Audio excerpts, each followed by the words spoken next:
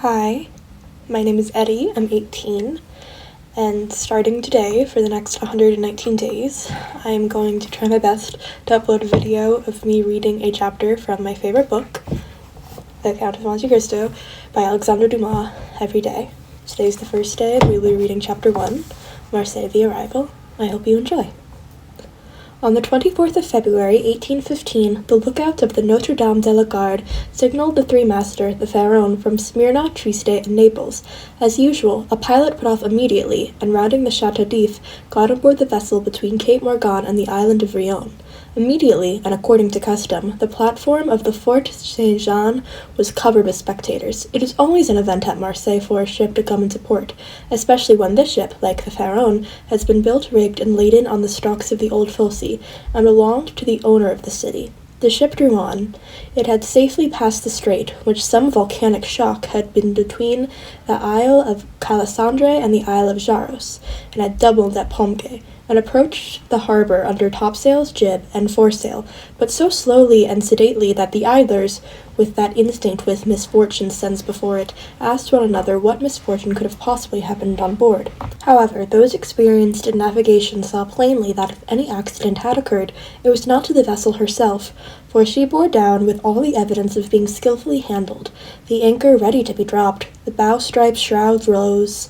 Beside the pilot, who was steering the Pharaon by the narrow entrance of the port of Marseille, was a young man, who with activity and vigilant eye watched every motion of the ship, and repeated each direction of the pilot. The vague disquietude which prevailed among the spectators had so much affected one of the crowd that he did not await the arrival of the vessel in harbor, but, jumping into a small skiff, desired to be pulled alongside the Pharaon, which he reached as it rounded the creek of the La Reserve.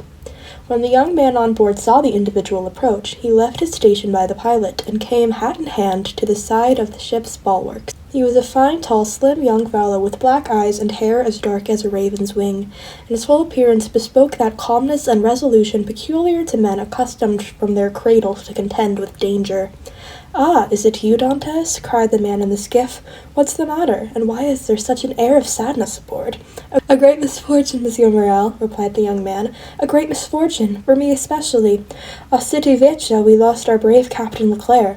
"And the cargo?" inquired the owner eagerly. "Is all safe, Monsieur Morel, and I think you will be satisfied on that head. But poor Captain Leclerc!" "What happened to him?" asked the owner, with an air of considerable resignation. "What happened to the worthy captain?" "He died." "Fell into the sea?" "No, sir, he died of brain fever in dreadful agony." Then, running to the crew, he said, "Look out there! All ready to drop the anchor?" All hands obeyed. At the same moment, the 8 or 10 seamen, who were composed of the crew, sprung by the main sheets, others to their braces, others to the halyards, others to the jib ropes, and others to the topsail brails. The young sailor gave a look to see his orders were promptly and accurately obeyed, and then turned again to the owner. "And how did this misfortune occur?" inquired he, resuming the inquiry suspended for a moment. "Alas, sir, in a most unexpected manner. After a long conversation with the harbour-master, Captain Leclerc left Naples greatly disturbed in his mind. At the end of 24 hours he was attacked by a fever and died 3 days afterward. We performed the usual burial service, and he is at his rest, sewn up in his hammock with 2 cannonballs of 36 pounds each at the heads and heels off the Isle of El Gigolo. We bring his widow his sword and cross of honor. It was worthwhile, truly," added the young man with a melancholy smile, "to make war against the English for 10 years, and to die in his bed at last, like everybody else." "Why, you see, Edmund," replied the owner, who appeared more comforted at every moment, "we are all mortal, and the old must make way for the young. If not, there would be no promotion, and you have assured me that the cargo—" "It's all safe and sound, Monsieur Morel, take my word for it, and I advise you not to take 25,000 francs as the profits for the voyage." Then, as they were passing the round tower, the young man shouted, "Ready there to lower the topsails, foresail, and jib?" The orders were executed as promptly as they would be aboard a man of war. "Let go, and brail all!" At this last word the sails were lowered, and the bark moved almost imperceptibly onward. "Now you will come on board, Monsieur Morel," said Dantès, observing the owner's impatience. "Here is your supercargo, Monsieur Danglars, coming out of his cabin, who will furnish you with every particular. As for me, I must look after the anchoring and dress the ship in mourning." The owner did not wait twice to be invited. He seized a rope which Dantès flung to him, and with an activity that would have done credit to a sailor, climbed up the side of the ship, while the young man, going to his task, left the conversation to the individual whom he had announced under the name of Danglars, who now came toward the owner. He was a man of 25 or 26 years of age, of unprepossessing countenance, obsequious to his superiors, insolent to his inferiors. And then, besides his position as responsible agent on board, which was always obnoxious to the sailors, he was as much disliked by the crew as Edmond Dantès was beloved by them. "Well, Monsieur Morel," said Danglars, "you have heard of the misfortune that has befallen us." Yes, poor Captain Leclerc, he was a brave and honest man, and a first-rate seaman, grown old between the sky and ocean, as should a man charged with the entrance of a house so important as that of Miss Morel and Son, replied Danglars. "But," replied the owner, following his look Dantès, who was watching the anchoring of his vessel, "it seems to me that a sailor needs not to be so old, you say, Danglars, to understand his business, for our friend Edmond seems to understand it thoroughly, and not require instruction from anyone." "Yes," said Danglars, casting toward Edmond a look in which a feeling of envy was strongly visible. "Yes, he is young, and youth is invariably self-confident. Scarcely the captain's breath was out of his body when he assumed the command without consulting anyone, and he caused us to lose a day and a half in the Isle of Elba, instead of making for Marseille direct." "As for taking command of the vessel," replied Morel, "that was his duty as captain's mate. As to losing a day and a half on the Isle of Elba, he was wrong, unless the ship needed some repair. The ship it was as well as I am, and as I hope you are, Monsieur Morel, and this day and a half was lost on pure whim, for the pleasure of going ashore, and nothing else." "Dantès," said the ship-owner, turning toward the young man, "come this way." "In a moment, sir," answered Dantès, "and I am with you." Then calling to the crew, he said, "Let go!" The anchor was instantly dropped. The chain ran rattling through the porthole. Dantès continued at his post, in spite of the presence of the pilot, until his maneuver was completed, and then he added, "Lower the pennant half-mast high, put the ensign in the weft, and slope the yards." "You see," said Danglars, "he fancies himself captain already, upon my word." "And so in fact he is," said the owner. "Except your signature and your partner's, Monsieur Morel." "And why should he not have this?" asked the owner. "He is young, it is true, but it seems to me he is a thorough seaman and full of experience." A cloud passed over Danglars' brow. "Your pardon, Monsieur Morel," said Dantès, approaching. "The ship now rides at anchor, and I am at your service. You hailed me, I think?" Danglars retreated a step or two. "I wish to inquire why you stopped at the Isle of Elba." "I do not know, sir. It was to fulfill the last instruction of Captain Leclerc, who, when dying, gave me a packet for the Marshal Bertrand." "Then did you see him, Edmond?" "Who?" "The Marshal." "Yes." Morel looked around him, and then drawing Dantès on one side, he said suddenly, "And how is the Emperor?" "Very well, as far as I could judge from my eyes." "You saw the Emperor, then?" "He entered the Marshal's apartment while I was there." "And you spoke to him?" "Why, it was he who spoke to me, sir," said Dantès with a smile. "And what did he say to you?" "Asked me questions about the ship, the time it left Marseille, the course she had taken, and what was her cargo. I believe if she had not been laden, and I had not been her master, he would have bought her. But I told him I was only mate, and she belonged to the firm of Morel and Son."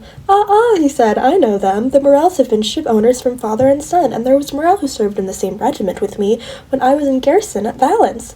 "Partout!" "And that is true," cried the owner, greatly delighted. "And that was Paul Morel, my uncle, who was afterward captain. Dantès, you must tell the uncle the Emperor remembered him, and you will see it will bring tears to the old soldier's eyes. Come, continued he, patting Edmond's shoulder kindly. You did very right, Dantès, to follow Captain Leclerc's instruction and touch the Isle of Elba, although if it were known that you had conveyed a packet to the Marshal and conversed with the Emperor, it might bring you into trouble." "How could it bring me into trouble, sir?" asked Dantès, "for I did not even know I was the bearer, and the Emperor merely made such inquiries as he would a first-comer. But your pardon, here to the officers of health and customs coming alongside." And the young man went to the gangway. As he departed, Danglars approached and said, "Well, it appears he has given you satisfactory reasons for his landing at Porto Farjo?" "Yes, most satisfactory, my dear Danglars." "Well, so much the better," said the supercargo, "for it is always painful to see a comrade who does not do his duty." Dantès has done his. replied the owner, and that is not saying much. It was Captain Leclerc who gave orders for this delay. Talking of Captain Leclerc, has not Dantes given you a letter from him? To me? No. Was there one? I believe that, besides the packet, Captain Leclerc confided a letter to his care. Of what packet are you speaking, Danglars? Why, the one that Dantes left at Portofargio. How do you know he had a packet to leave at Portofargio? Danglars turned very red. I was passing close to the door of the captain's cabin, which was half open, and I saw him give the packet and letter to Dantes. He did not speak to me of it, replied the ship owner, but if there be any letter, he will give it to me. Danglars reflected for a moment. Then, Monsieur Morel, I beg you, he said, not to say a word to Dantes on the subject. I may have been mistaken. At this moment the young man returned, and Danglars retreated as before. Well, my dear Dantes, are you free now? Inquired the owner. Yes, sir. You have not been long detained? No, I gave the custom-house officers a copy of our bill and lading, and as the other papers, they sent off to the man with the pilot to whom I gave them. Then you have nothing more to do here? No, all is arranged now. Then you will come and dine with me. Excuse me, Monsieur Morel, excuse me, if you please, but my first visit is due to my father, though I am no less grateful for the honor you have done me. Right, Dantes, right. I always knew you were a good son. And, inquired Dantes with some hesitation, do you know how my father is? Well, I believe, my dear Edmund, though I have not seen him lately. Yes, he likes to keep himself shut up in his little room. That proves at least he is not wanted for nothing during your absence. Dantes smiled. My father is proud, sir, and if he had not a meal left, I doubt he would have asked anything from anyone, except God. Well then, after your first visit is made, we rely on you. I must again excuse myself, Monsieur Morel, for after this first visit has been paid, I have another, which I am most anxious to pay. True, Dantes, I forgot there was one in the Catalans. Someone expects you no less than your father, the lovely Mercedes. Dantes blushed. Ah, said the ship-owner, that does not astonish me, for she has been to me 3 times, inquiring if there were any news of the Pharaon. Peste, Edmund, you have a very handsome mistress. She is not my mistress, replied the young sailor, gravely. She is my betrothed. Sometimes one and the same thing, said Morel with a smile. Not with us, sir, replied Dantes. Well, my dear Edmund, continued the owner, do not let me detain you. You have managed my affairs so well that I ought to allow you all this time to require for your own. Do you want any money? No, sir, I have all my pay to take, nearly 3 months' wages. You are a careful fellow, Edmund. Say I have a poor father, sir. Yes, I know how good of a son you are. So now haste away to see your father. I have a son too, and I should be very wroth with those who detained him from me after 3 months' voyage. Then I have your leave, sir. Yes, if you have nothing more to say to me. Nothing. Captain Leclerc did not, before he died, give a letter for you? He was unable to write, sir, but that reminds me that I must ask your leave of absence for some days. To get married? Well, first, yes, but then to go to Paris. Very good. Have what time you require, Dantes. It will take quite 6 weeks to unload the cargo, and we cannot get ready for sea until 3 months after that. Only be back again in 3 months, for the Pharaon, added the owner, patting the young sailor on the back, cannot sail without her captain. Without her captain? Cried Dantes, his eyes sparkling with animation. Pray mind what you say, for you are touching on the most secret wishes of my heart. Is it really your intention to nominate me captain of the Pharaon? If I were the sole owner, I would nominate you this moment, my dear Dantes, and say that it is settled. But I have a partner. And you know the Italian proverb, he who has a partner has a master. But the thing is at least half done, as you have one of 2 voices. Rely on me to procure you the other. I will do my best. Ah, Monsieur Morel, explained the young seaman with tears in his eyes and grasping the owner's hands. Monsieur Morel, I thank you in the name of my father and of Mercedes. Good, Edmund. There's a sweet little cherub that sits aloft that keeps good watch for good fellows. Go to your father, go and see Mercedes, and come and see me afterwards. Shall I row you ashore? No, I thank you. I shall remain and look after the accounts with Danglars. Have you been satisfied with him this voyage? That is according to the sense which you attach to the question, sir. Do you mean is he a good comrade? No, for I think he never liked me since the day when I was silly enough, after a quarrel we had, to propose to him to stop 10 minutes on the Isle of Monte Cristo to settle a dispute, a proposition which I was wrong to suggest, and he was quite right to refuse. If you mean as a responsible agent that you asked me the question, I believe there is nothing to say against him, and that you will be content with the way with which he has performed his duty. But tell me, Dantes, If you had command over the Pharaoh, should you have a pleasure of retaining Danglars? Captain or mate, Monsieur Morel, replied Dantes, I shall always have the greatest respect for those who possess our owner's confidence. Good, Dantes, I see you are a thorough good fellow, and will detain you no longer. Go, for I see how impatient you are. Then I have your leave? Go, I tell you. May I have the use of your skiff? Certainly. Then for the present, Monsieur Morel, farewell, and 1,000 thanks. I hope soon to see you again, my dear Edmund. Good luck to you. The young sailor jumped into the skiff and sat down in the stern, desiring to be put ashore back at Canterbury. The 2 rowers bent to their work, and the little boat glided away as rapidly as possible in the midst of 1,000 vessels, which choke up the narrow way which leads between the 2 rows of ships from the mouth of the harbor of the Quai d'Orleans.